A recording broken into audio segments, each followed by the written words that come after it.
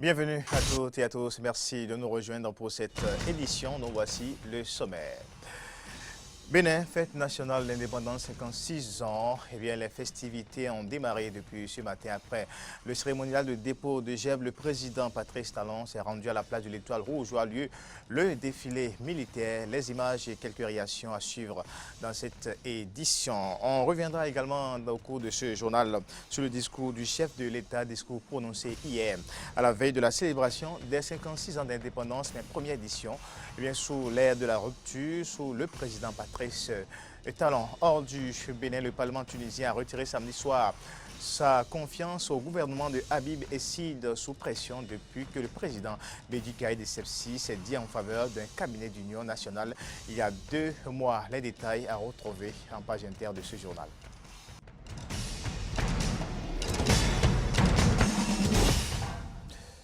Bienvenue à toutes et à tous. Aujourd'hui, 1er août 2016, le peuple béninois commémore le 56e anniversaire de son accession à la souveraineté nationale et internationale. Et bien sûr, c'est la ville de Cotonou qui abrite les festivités officielles de la célébration. Ce matin, le chef de l'État, Patrice Talon, accompagné du préfet du département du littoral Modeste Obola et du maire Léadi Vinayon Soglo, a procédé au cérémonial de dépôt de GEB au monument aux morts. Ensuite, le cortège présidentiel s'est rendu à la place de l'Étoile Rouge pour assister au défilé militaire. Les différentes unités de l'armée ont défilé, bien les différentes unités de l'armée, à savoir l'armée de terre, l'armée de l'air, ainsi que les paramilitaires, la police, la gendarmerie.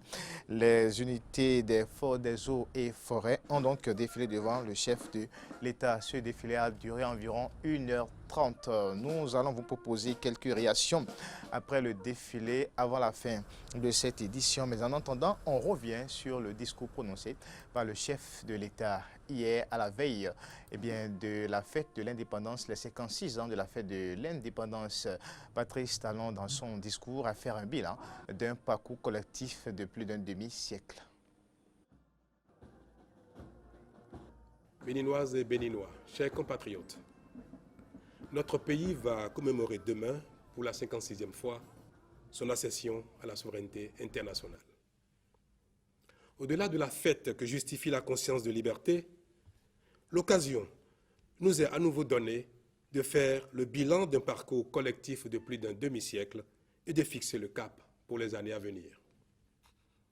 À ce propos, je dois d'abord souligner les progrès accomplis sur le chantier de l'unité nationale qui nous donne à tous la fierté d'appartenir à une nation toujours en construction certes, mais libre, responsable et mûre. Pour nous aujourd'hui et pour les générations futures, la tâche sera de travailler à consolider chaque jour davantage cette union de toutes les filles et de tous les fils de ce pays. Il devra en être de même pour l'amour de la patrie qui est le ferment de l'unité nationale. Je dois ensuite faire avec vous le constat de ce que, en 56 ans, notre pays n'a pas beaucoup avancé sur le chemin du développement économique et social. Or, durant cette même période, l'humanité a fait des progrès considérables dans tous les domaines et a offert à chaque communauté l'opportunité de s'approprier les avancées des uns et des autres pour la construction d'un standard de bien-être devenu une exigence, voire un droit pour chaque citoyen du monde. C'est dire donc que notre pays n'a pas réussi à rattraper le train du développement et semble être resté sur le quai. Pour autant, l'indépendance économique et sociale, sinon la liberté de se développer, demeure encore à notre portée et il faut la conquérir. Il est temps d'entamer résolument la lutte contre la pauvreté et le sous-développement, car la liberté dans la pauvreté n'est qu'un leurre. La liberté n'est pas une fin en soi, elle est un moyen de développement. Il nous appartient donc de décider et de prendre la mesure des choses, de faire des choix pertinents qui tiennent compte de nos potentialités, de nos talents et compétences, ainsi que des ressources disponibles pour aller résolument à la conquête du développement. Et c'est là notre défi commun. C'est là mon défi personnel. Ce challenge est aussi le fondement des réformes politiques, institutionnelles et administratives que j'entends mettre en œuvre pour conforter la démocratie et permettre la bonne gouvernance. En effet, l'essor économique et social de notre pays est fortement tributaire de notre modèle d'organisation politique et institutionnelle, ainsi que de la qualité de la gouvernance, aussi bien centrale que locale. Voilà pourquoi je pense qu'il nous faut impérativement réformer notre modèle politique tel qu'il est issu de l'historique Conférence nationale de février 1990 par le rétablissement d'un équilibre constructif entre les institutions constitutionnelles, le renforcement de l'indépendance de la justice, la lutte contre l'impunité, la réforme de notre système partisan et la stabilité du code électoral. J'y ai beaucoup travaillé depuis mon investiture avec les membres de mon gouvernement et sur la base des propositions qui m'ont été faites par la commission technique que j'ai chargée des réformes politiques et institutionnelles. J'engagerai donc, sous peu, le processus de révision de notre Constitution. Mais avant l'ultime étape de saisine du Parlement, je compte recueillir par une consultation en forme référendaire l'appréciation de l'ensemble du peuple béninois sur les choix que j'ai opérés. J'ai la conviction que notre pays se trouve à nouveau à un tournant décisif de son histoire et à l'instar de nos aînés, nous devons faire face à nos responsabilités. Ensemble, il nous sera possible de relever très vite le défi de la modernisation politique de notre pays afin de l'engager durablement sur la voie du développement économique et social, gage de paix et de stabilité. Puissions-nous alors, sur ce chemin, continuer de construire la nation béninoise dans l'unité pour le bien-être de chacun et de tous, afin que vive notre pays, le Bénin. Bonne fête. Les festivités marquant les 56 ans d'indépendance du Bénin se poursuivent à 15 h au stade Mathieu Kérékou de Cotonou. Aura lieu la finale de la Coupe de l'Indépendance, une rencontre qui va opposer l'équipe de l'Atlantique Littoral à son homologue du Borgou à Libori. En attendant, continuons cette édition. Une page d'histoire donc dans ce journal, la décolonisation en Afrique. Jusqu'il y a peu, cet enseignement laissait croire que l'indépendance du Dahomey a été octroyée, mais depuis quelques années, les historiens béninois, à l'image de Pierre Maintinhué, rejettent cette position. Pour eux, la souveraineté du Dahomey, devenu Bénin, fut tout sauf octroyée. Suivant le reportage de Julie Polika Païdinou, Antoinette Sagbo et Fréjus Fiossi. Indépendance du Dahomey, souveraineté arrachée ou octroyée. Pour Pierre Maintinhué, maître de conférence en histoire du CAMES, il n'y a pas de doute. L'indépendance du Dahomey a été tout sauf octroyée. Le contexte d'accession de ce pays à la souveraineté nationale et internationale justifie son point de vue. 1955, nous sommes à la conférence de Bandung. Les représentants de colonies d'Afrique et d'Asie décident d'entamer leur marche vers l'indépendance. Leurs actions vont pousser sur le continent africain la France à lâcher du lest pour mieux se maintenir. Ce choix prend la forme de la création de la communauté franco-africaine et validé par le référendum de 1958.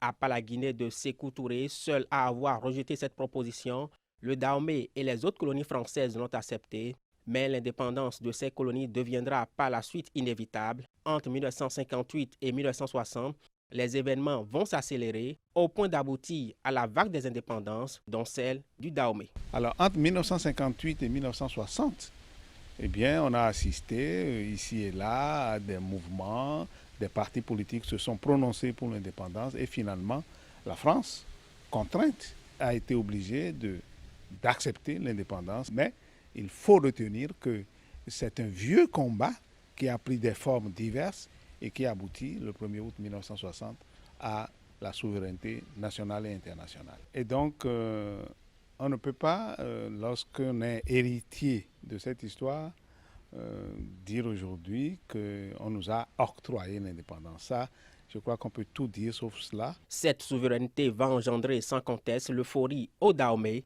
Pierre Maintinhué nous en parle. Cette cérémonie de la nuit du 31 juillet au 1er août s'est passée dans l'allégresse et les Dahoméens étaient heureux et fiers de franchir cette étape et avait mis beaucoup d'espoir dans ce qui venait de se réaliser. Puisque n'oublions pas que les contraintes de la colonisation étaient nombreuses. Et les Français qui étaient ici avaient tout le pouvoir, comme vous pouvez l'imaginer. Le pays leur appartenait. Et donc, de franchir l'étape où l'étranger, entre guillemets, qui était le maître, laisse la liberté à l'autochtone et à ce que en français ils appellent l'indigène, eh bien c'est une étape importante. Accéder à l'indépendance était une chose, la gérer c'en était une autre, et voilà 56 ans que le Dahomey, devenu Bénin, s'y colle non sans difficulté. Pour une meilleure couverture des événements ou manifestations du 1er août, la direction des médias a pris des dispositions. Suivons dans ce reportage quelques explications avec Espédi Ologu, directeur des médias. Un centre multimédia bien équipé est mis à la disposition des journalistes nationaux et internationaux pour la couverture des activités du 1er août. C'est une initiative de la Direction générale des médias pour faciliter la tâche aux professionnels des médias au cours des manifestations marquant la célébration de la fête de l'indépendance. Le centre qui a été mis en place à l'occasion de la cession de notre pays à l'indépendance, qui est destiné aux journalistes de la presse nationale comme internationale. Et il s'agit en fait d'une dizaine d'ordinateurs, voire une quinzaine d'ordinateurs qui est apprêté, connecté à Internet avec un débit assez élevé. Et le centre est surtout destiné aux professionnels des médias de tous bords qui peuvent venir l'utiliser pour aller sur Internet, envoyer leurs éléments surtout et faire de petits traitements informatiques aussi. Voilà. Après la célébration, tous les meilleurs articles de presse et production audiovisuelle sur ces 56 ans d'indépendance seront sélectionnés et archivés par la Direction générale des médias. C'est l'une des grandes innovations apportées par la DGM dans l'organisation des activités de la presse pour cette célébration de la fête de l'indépendance. Nous avons donc trouvé qu'il faut, à l'issue du 1er août désormais, disposer de produits documentaires qui pourraient être utilisés à plusieurs fins. Le produit documentaire, c'est quoi? C'est l'ensemble en fait des différentes productions faites par les professionnels des médias à l'occasion du 1er août. Exemple clair, pour la presse écrite, nous avons prévu que au lendemain du 1er août, les parutions qui parleront du 1er août, on va les prendre et sélectionner les meilleurs articles, les compiler dans ce qu'on va appeler un pressbook, arranger, envoyer à l'imprimerie pour que si un chercheur, un historien, un professionnel d'ici ou d'ailleurs un jour veut voir quelle est la façon dont les médias traitent l'indépendance, les festivités de l'indépendance dans notre pays, qu'ils puissent disposer, disons, de la matière pour cela. Et on fera un même effort dans le domaine audiovisuel également pour disposer au moins d'un kaléidoscope des traitements faits à la fois par les radios et les chaînes de télévision. Le directeur général des médias invite les journalistes à bien définir le mouvement le jour de la couverture médiatique et à respecter les dispositions et consignes sécuritaires. Le conseil que nous avons à donner, ce sont les consignes que nous répercutons de la part du CONAMO. C'est le respect, nous le connaissons déjà, nous connaissons les principes, le respect, disons, scrupuleux, mais assez convenable du périmètre de sécurité indiqué par les forces de sécurité, par le comité d'organisation des manifestations. Le centre reste ouvert aux journalistes pour le retrait des badges jusqu'au jour du défilé. Dans la commune d'Abomey-Calavi, la première édition de la Coupe du maire s'est déroulée sur le terrain de la mairie. Il s'agit d'un concours de musique traditionnelle et moderne initié par l'organisation non gouvernementale Joie Prospérité, travaille en collaboration avec les autorités communales d'Abomey-Calavi. Reportage.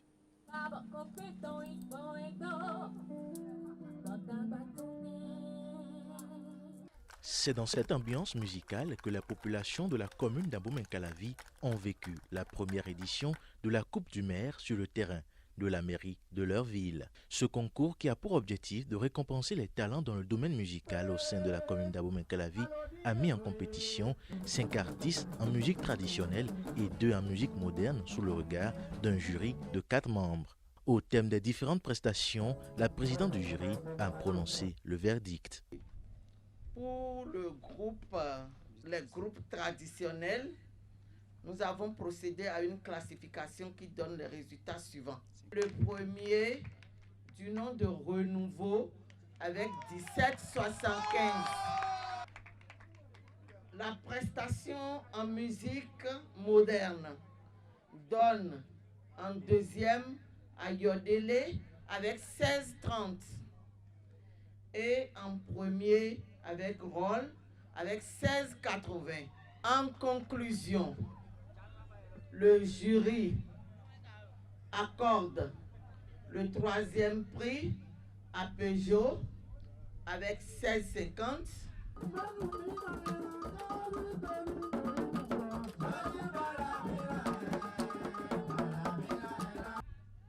Le deuxième à Roll avec 16,80.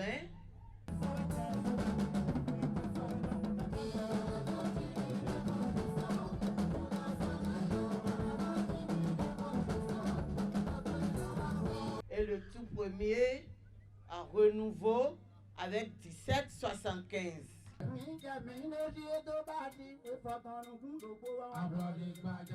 Tous les compétiteurs ont reçu une attestation de participation et les 3 lauréats ont reçu en plus un trophée chacun et une enveloppe financière, des prix qui font leur joie. Je ne m'attendais pas à avoir quand même cette trophée que j'ai eu ce soir, premier de ma catégorie et deuxième dans tout le lot. Je remercie le bon Dieu et ce n'est que le début du commencement. Vraiment, je suis très content. Je ne sais même pas que je vais animer ici aujourd'hui pour avoir quelque chose. Je suis arrivé, Dieu a fait que j'ai remporté le premier prix. Un trophée a été aussi attribué au maire Georges Bada, représenté par sa directrice de cabinet pour sa collaboration. Quant à l'organisateur, il s'est dit satisfait de cette première édition, même si la cérémonie n'a pas été à la hauteur de ses ambitions. C'est vrai qu'on aurait souhaité mieux faire, permettre à nos lauréats de partir, pourquoi pas avec des véhicules avec clé en main, mais, nous sommes à une première édition. José Alapini, connu sous son nom d'artiste, Jos Pinto, a lui aussi égayé le public par des prestations musicales.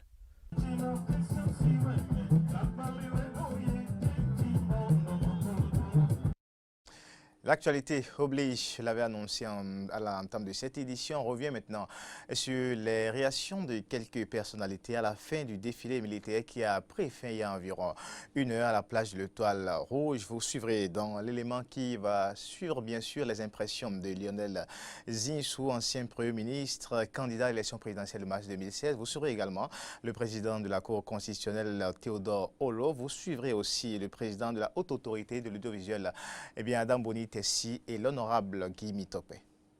C'est quand même que c'est un grand jour pour le Bénin. Et non seulement c'est la fête anniversaire à l'accession à l'indépendance de notre pays, à la souveraineté nationale et internationale, mais la particularité d'aujourd'hui, c'est ce déferlement de personnalités qui, il y a quelques mois en arrière, étaient des personnalités opposées. Et lorsque vous vous souvenez des propos qui ont été prononcés lors des dernières élections présidentielles, je pense qu'aujourd'hui quand même a marqué un grand jour. On n'a pas fait de différence entre les différentes personnalités. Aujourd'hui, il n'y avait pas de Béninois du Nord, il n'y avait pas de Béninois du Sud. Aujourd'hui, il n'y avait que le Bénin. Elles sont très bonnes, très heureux, parce que ça s'est passé dans la convivialité. Nous avons la participation des anciens chefs d'État, et ce qui montre que notre pays a toujours une longueur d'avance sur les autres pays. Le Bénin continuera toujours pas étonné. Avec nous, c'était un défilé de très belle facture, une cérémonie sobre, digne, mais empreinte de beaucoup de solennité. Et puis, il faut quand même reconnaître qu'on a un pays extraordinaire. Vous avez vu, tout le monde était là et la fête était belle. Cette tribune représentait bien l'unité nationale, avec les pères de la nation et le souvenir des pères de la nation qui nous ont quittés depuis 1 an. Et voilà, c'est une fête pour tous nos concitoyens, pour les valeurs de la République. Et les armées expriment ça magnifiquement. Et vous avez vu les troupes féminines qui étaient en tête de chaque régiment. Et ça, c'est très impressionnant sur notre unité nationale qui comporte au plus haut point nos sœurs, nos filles, nos épouses, et qui étaient très bien représentées dans ce défilé. Le discours du chef de l'État qui traitait des grandes institutions, de l'unité et du développement était un discours remarquable de chef de l'État à la veille de l'unité, de la célébration de la fête de l'unité nationale. Très remarquable, voilà. paix est le bien le plus précieux. Nous devons travailler à conserver cette paix-là. En tout cas, ça a été un beau défilé. Bientôt, il faudra faire le défilé de la paix et non le défilé des forces militaires, les forces de paix. Mais c'était beau, c'était discipliné. Unité nationale et paix ont été donc les différents aspects soulevés par ces personnalités que vous avez suivis il y a quelques instants. C'est bien après le défilé militaire marquant les 56 ans de la fête nationale au Bénin. Souhaitons donc bonne fête à tous les Béninois. Un autre sujet pour poursuivre cette édition, utiliser un mouchoir ne doit plus être un acte banal. Pour ce faire, l'ISEP, institut spécialisé en éveil du potentiel et maîtrise de la destinée, a conçu un mouchoir magnétique pour résorber les problèmes de l'existence humaine. Une invention qui a été célébrée ce samedi au Palais des Congrès de Cotonou. Judical Politika Paedinou et Damien Pedro. Un mouchoir, solution à tous les problèmes de l'existence humaine, c'est l'œuvre de l'ISEP, institut spécialisé en éveil du potentiel et maîtrise de la destinée. Il a nom mouchoir magnétique. Et l'importance de cet outil méritait bien qu'on consacre toute une journée à sa célébration. À cette occasion, le directeur de l'ISEP a cru devoir préciser le contexte d'invention du mouchoir magnétique, contexte dominé par sa volonté de trouver une recette à la souffrance humaine. Je me suis senti, vers la fin de la deuxième moitié de l'année 2012, un peu trop accablé. Et je me suis dit, il faut libérer les hommes pour qu'ils ne soient forcément plus tenus de se référer à ma personne avant de trouver des solutions à leurs problèmes de souffrance. C'est comme cela que l'idée est née. Justin Dongbe-Houndé a également mis l'accent, entre autres, sur les domaines d'intervention du mouchoir et son mode d'emploi. Après la théorie, place à la pratique. Ces dizaines de personnes ont pu ainsi entendre Maître Dongbe-Houndé leur expliquer la façon dont elles doivent utiliser ce mouchoir, non sans avoir vécu son moment de consécration. Des témoignages de personnes ayant déjà utilisé ce mouchoir magnétique ont aussi attiré l'attention de ces futurs utilisateurs sur sa valeur. Une parente, une nuit, m'appela pour me dire qu'elle sentait une douleur atroce au niveau de la poitrine, mais du côté gauche. Cette nuit-là, j'ai utilisé le mouchoir. Le lendemain, je l'ai appelée courant dans la journée et elle me dit oui, la douleur a baissé. Donc le travail a continué. J'ai sollicité l'appui, l'assistant de deux autres frères. J'ai sollicité, disons, l'assistant de deux frères dans la journée et je vous assure, avant la fin de cette journée, cette douleur est partie. Mieux, le mouchoir peut être utilisé à tous les endroits de la terre. Notre pays vibre d'une certaine manière, le Bénin vibre d'une certaine manière, le Togo vibre d'une certaine manière, le Nigeria vibre d'une certaine manière. Donc dans ce mouchoir, on a rattaché, je dis bien on a rattaché les pays sous forme d'une constellation. Et quel que soit le lieu où vous vous trouvez, nous devons vous retrouver. Et c'est pour ça qu'il est souhaitable que les Béninois et les Béninoises, même au-delà de l'espace Bénin, que ceux qui veulent retrouver le chemin de la vérité, le chemin de la connaissance, de l'harmonie, de la prospérité, achètent ce mouchoir. À la journée nationale du mouchoir magnétique de l'ISEP, il y avait aussi de la place pour les reconnaissances de mérite. Plusieurs Béninois, dont Jérôme Carlos et Martin Asogba, ont ainsi été distingués pour leur contribution au rayonnement de la société béninoise. Et puis en interactualité, le Parlement tunisien a retiré samedi soir sa confiance au gouvernement de Habib Essid sous pression depuis que le président Bédi Caïd Essebsi s'est dit en faveur d'un cabinet d'union nationale. Il y a 2 mois, le départ, j'allais dire, de Essid, un indépendant de 67 ans dont le passage au gouvernement a été mouvementé, fait craindre une nouvelle période d'incertitude en Tunisie, un pays fragilisé. Le président doit engager des consultations dans un délai de 10 jours pour charger la personnalité la plus apte de former un nouveau cabinet. En ce qui concerne le prochain gouvernement, il doit premièrement éclairer la vision politique pour rétablir l'espoir chez les gens, chez le peuple. Deuxièmement, il doit avoir des objectifs déterminés. La situation du pays va s'aggraver encore davantage parce qu'il faut s'attendre d'ici 2 mois pour qu'il y ait un nouveau gouvernement. Entre-temps, c'est le pays, l'économie, les affaires du peuple qui sont laissées pour compte. Ce gouvernement-là est fini parce que l'ère qui représentait était finie. On avait besoin pour aborder les véritables problèmes et surtout pour pouvoir faire face aux réalités de notre pays et les dire avec sincérité à notre peuple, d'avoir un gouvernement avec un soutien politique plus large, donc un gouvernement d'union nationale. Mesdames, Messieurs, c'est sur cette information que nous allons boucler cette édition encore une fois. Bonne fête d'indépendance à tous les Béninois et à demain.